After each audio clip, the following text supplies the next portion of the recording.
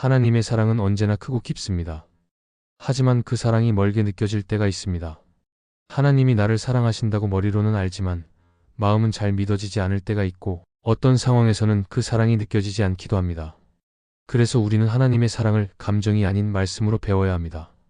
말씀은 하나님의 사랑을 가장 정확하게 보여주는 통로입니다.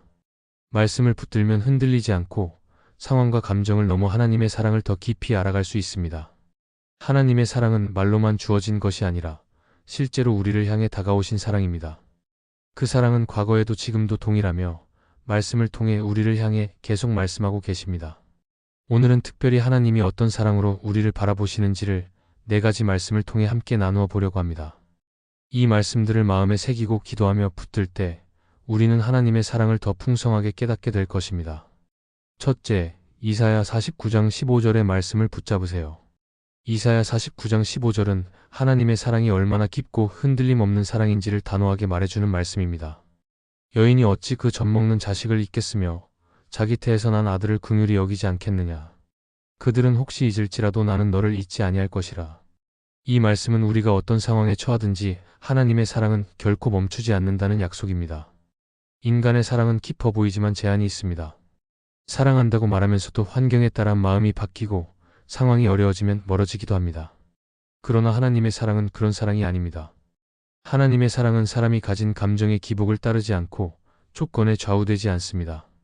이사야 선지자는 가장 강하고 자연적인 사랑의 예인 어머니의 사랑을 예로 들고 있습니다. 어머니는 본능적으로 자녀를 사랑합니다.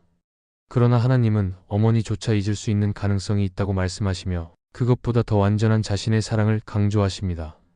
하나님의 사랑은 잊지 않는 사랑입니다. 기억하려 애쓰는 사랑이 아니라 본질적으로 잊을 수 없는 사랑입니다. 하나님은 우리가 잘할 때뿐 아니라 부족하고 실수할 때에도 잊지 않으십니다. 우리가 눈에 띄지 않고 세상에서 잊혀졌다고 여길 때에도 하나님은 우리를 기억하고 계십니다. 이 사랑은 모든 믿는 자들에게 가장 큰 위로가 됩니다. 이 말씀을 깊이 붙들고 살아갔던 성경 인물 중 한 사람은 요셉입니다. 요셉은 형들에게 미움을 받아 애굽의 종으로 팔렸고 억울하게 누명을 써서 감옥에까지 갇혔습니다. 그는 젊은 나이에 자유를 빼앗기고 이름도 명예도 없이 외롭게 살아야 했습니다. 그 긴 세월 동안 사람들은 요셉을 잊었습니다. 심지어 함께 감옥에 있던 사람조차도 요셉의 부탁을 잊어버렸습니다. 그러나 하나님은 요셉을 잊지 않으셨습니다. 아무도 요셉을 기억하지 않을 때에도 하나님은 그를 주목하고 계셨고 마침내 하나님의 시간에 요셉을 들어 높이셨습니다. 하나님은 단 한순간도 요셉을 잊은 적이 없었습니다.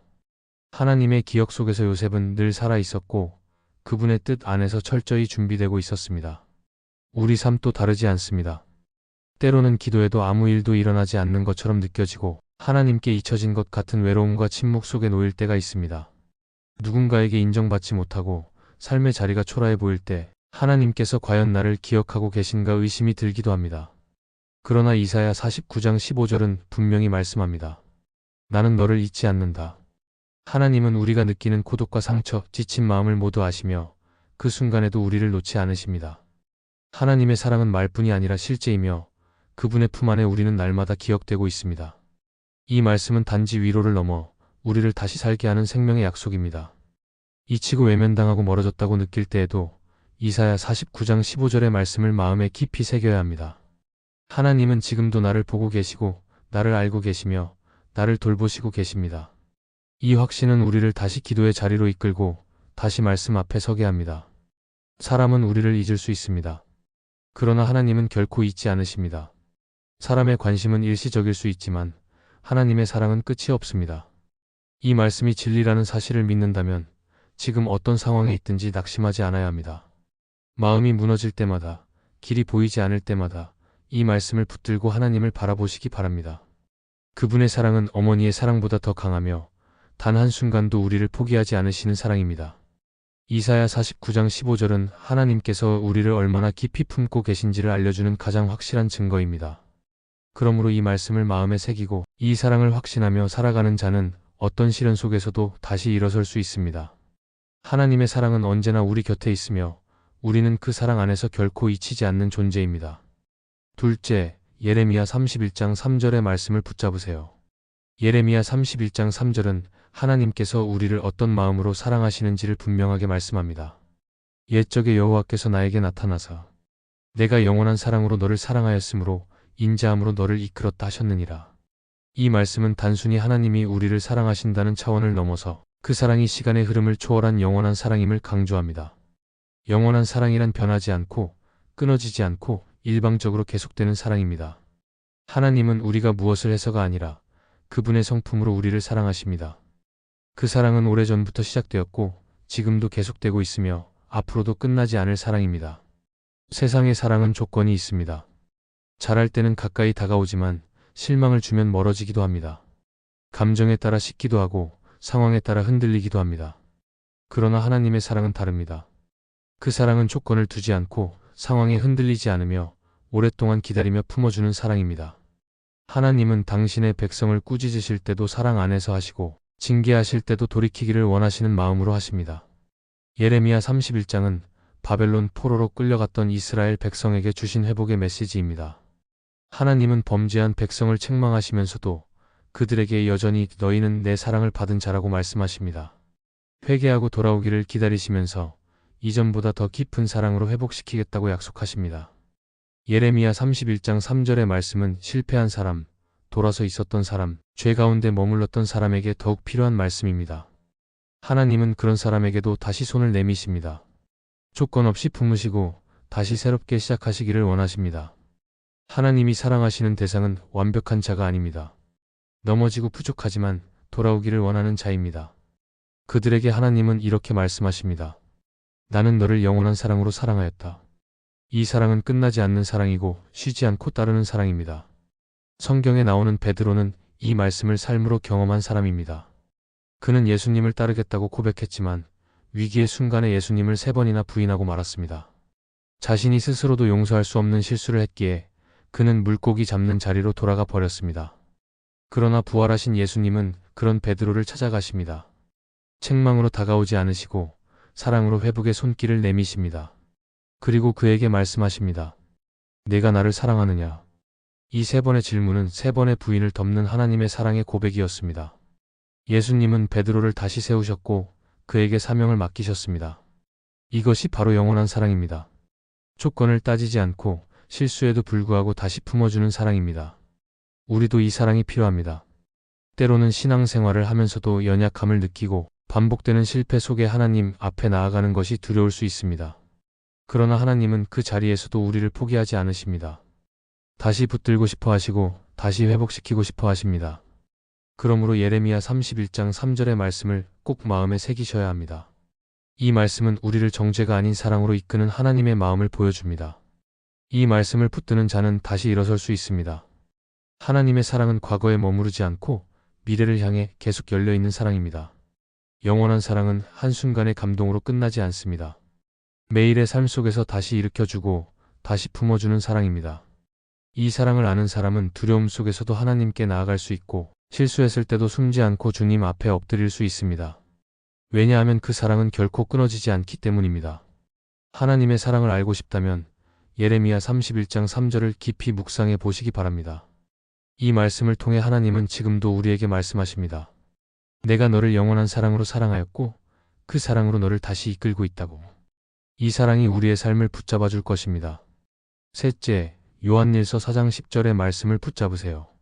요한일서 4장 10절은 하나님의 사랑이 얼마나 깊고 희생적인지를 가장 분명하게 보여주는 말씀입니다. 사랑은 여기 있으니 우리가 하나님을 사랑한 것이 아니요 하나님이 우리를 사랑하사 우리 죄를 속하기 위하여 화목제물로 그 아들을 보내셨습니다. 이 말씀은 하나님의 사랑이 감정이나 말에 그치지 않고 실제 행동으로 나타났음을 말합니다. 하나님은 사랑을 말씀으로만 주신 분이 아닙니다. 실제로 우리를 위해 아들을 보내시고 그 아들을 십자가에 내어주시기까지 우리를 사랑하셨습니다. 사랑은 말보다 행동에서 드러납니다. 진짜 사랑은 자신을 희생하며 상대를 살리는 데까지 나아갑니다. 요한일서 4장 10절은 하나님의 사랑이 바로 그런 사랑임을 말해줍니다. 하나님은 우리가 먼저 사랑했기 때문에 사랑하신 것이 아닙니다. 우리가 먼저 찾았기 때문에 응답하신 것이 아닙니다. 오히려 우리는 죄 가운데 있었고 하나님을 거역하는 자리에 있었습니다. 그런 우리를 위해 하나님께서는 먼저 아들을 보내셨습니다. 그 사랑은 계산 없는 사랑이었고 대가를 치르신 사랑이었습니다. 우리가 이 말씀을 마음에 붙들어야 하는 이유는 우리의 마음이 흔들릴 때마다 하나님의 사랑을 다시 정확하게 바라보게 하기 때문입니다. 하나님의 사랑은 기분에 따라 우리에게 가까이 오는 것이 아닙니다. 하나님께서 예수님을 보내셨다는 사실 하나만으로도 그 사랑은 이미 영원히 확정된 것입니다. 예수님의 십자가는 하나님의 사랑의 증거이며 그 사랑이 얼마나 크고 분명한지를 보여주는 자리입니다. 우리가 연약할 때에도 실수했을 때에도 그 사랑은 이미 주어진 것이며 그것은 변하지 않습니다. 바울은 로마서에서 우리가 아직 죄인 되었을 때 그리스도께서 우리를 위하여 죽으심으로 하나님께서 우리에 대한 자기 사랑을 확증하셨다고 말합니다. 사랑은 감정이 아니라 행동으로 드러나야 진짜입니다. 하나님은 그 사랑을 먼저 보여주셨습니다. 우리가 그 사랑을 받아들이기 전에 이미 그 사랑은 우리를 향해 다가왔습니다. 그래서 우리는 그 사랑을 의심할 이유가 없습니다. 하나님은 말로 사랑한다고 하신 분이 아니라 실제로 아들을 내어주신 분입니다. 그분의 사랑은 가장 고통스러운 자리에까지 내려오신 사랑입니다. 성경에 나오는 한 여인도 이 사랑을 깊이 경험했습니다. 요한복음 8장에 등장하는 가늠하다가 붙잡힌 여인은 사람들의 눈에 죄인이었습니다. 누구도 그녀를 변호하지 않았고 모든 사람이 돌을 들고 있었습니다. 그러나 예수님은 그 자리에 계셨고 그녀를 정죄하지 않으셨습니다. 오히려 예수님은 죄 없는 자가 먼저 돌로 치라고 하셨고 모든 사람이 떠난 후에도 여인을 향해 내가 너를 정죄하지 않겠다고 말씀하셨습니다. 이 여인은 그날 하나님의 사랑을 경험했습니다. 자격이 없음에도 용서받았고 돌 대신 자비를 받았으며 포기당할 수 있는 자리에서 다시 살아날 기회를 얻었습니다. 그 사랑은 감정이 아니라 행동이었고 정죄하지 않고 다시 살게 하시는 사랑이었습니다. 요한일서 4장 10절은 우리가 기억해야 할 진리입니다. 우리는 사랑받기 위해 노력하지 않아도 됩니다. 하나님의 사랑은 이미 주어졌고 십자가 위에서 확정되었습니다. 이 사랑은 우리의 기분에 따라 왔다 갔다 하지 않습니다. 이 사랑은 우리의 조건과 관계없이 계속해서 우리를 향해 있습니다. 그러므로 마음이 흔들릴 때, 자격 없음을 느낄 때, 자신이 초라하게 느껴질 때마다 이 말씀을 붙들어야 합니다. 사랑은 여기 있으니. 이 말씀을 붙들면 우리는 다시 담대하게 하나님 앞에 설 수 있고 다시 그 사랑을 누릴 수 있습니다. 하나님의 사랑은 감정이 아닙니다. 그분은 아들을 주심으로 자신의 사랑을 보여주셨습니다. 우리는 이 말씀을 통해 매일 그 사랑을 기억하고 다시 하나님께 나아가야 합니다. 그 사랑은 지금도 유효하며 우리 삶을 살리는 능력입니다. 요한일서 4장 10절은 우리가 그 사랑 안에 거하도록 초대하는 말씀입니다.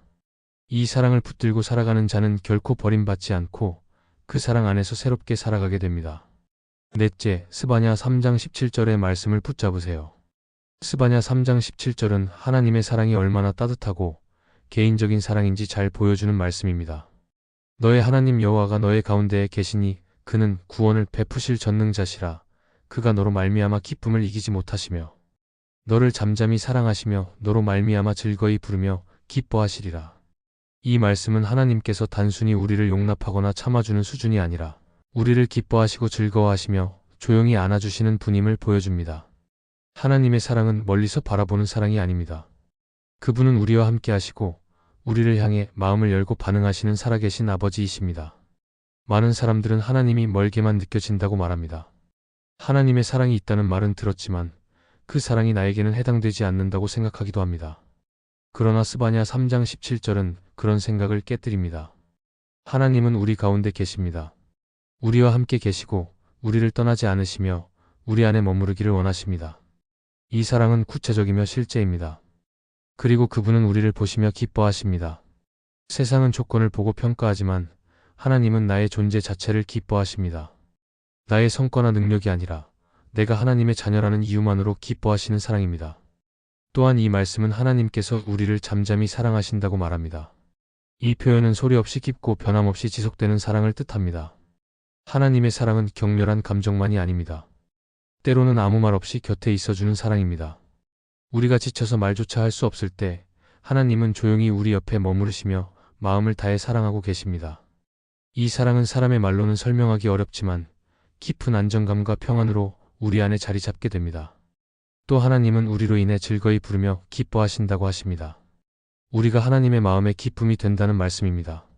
실패와 허물 속에 있는 우리에게 하나님이 그런 반응을 보이신다는 것이 믿기 어려울 수 있습니다. 그러나 하나님의 사랑은 인간의 기준을 넘어서 있습니다.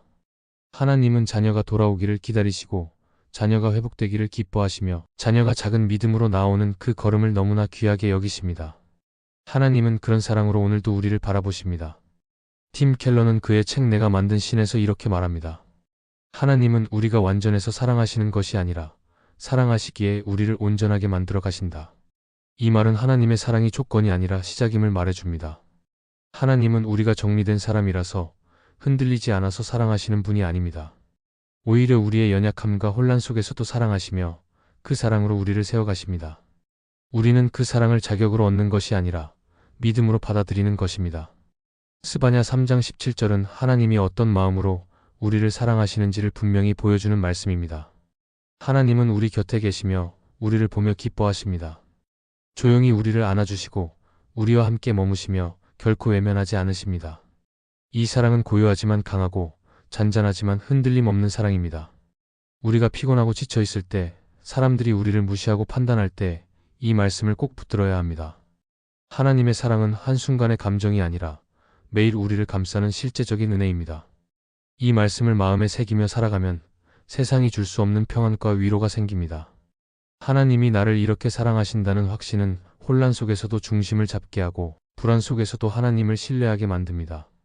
스바냐 3장 17절은 단순한 감동을 넘어 우리가 의지해야 할 진리입니다. 하나님은 지금도 우리를 사랑하시며 우리 안에 머무르십니다. 그리고 그 사랑으로 오늘도 우리를 세워가십니다. 이 사랑을 믿고 붙들며 걸어가는 하루하루가 되기를 바랍니다. 하나님의 사랑은 단지 감정이나 이론이 아닙니다. 그것은 실제이며 변하지 않고 우리를 회복시키고 새롭게 만드는 힘입니다. 그러므로 하나님의 사랑을 더 알고 싶다면 반드시 말씀을 붙드셔야 합니다. 말씀은 하나님의 사랑을 올바르게 깨닫게 해주고 그 사랑 안에 머무르게 하며 삶의 어느 순간에도 흔들리지 않게 붙잡아 줍니다. 하나님은 오늘도 우리를 사랑하십니다. 그 사랑은 말씀이 증거합니다. 그러므로 우리가 해야 할 일은 그 말씀을 믿고 마음에 새기며 하나님의 사랑 안에 머무는 것입니다. 그 사랑을 붙들고 살아가는 삶은 결코 헛되지 않으며 그 사랑은 오늘도 우리를 향해 열려 있습니다. 이 말씀들이 여러분의 마음 깊은 곳에 뿌리 내리기를 바랍니다. 그리고 그 사랑 안에서 더욱 담대히 걸어가시기를 축복합니다. 이 말씀이 마음의 은혜가 되셨다면 좋아요와 구독으로 함께 해주세요. 그리고 댓글에 아멘이라고 남겨주시면 하나님의 은혜가 더 많은 사람들에게 전해질 것입니다. 여러분의 삶 위에 하나님의 은혜가 언제나 함께 하시기를 바랍니다. 감사합니다.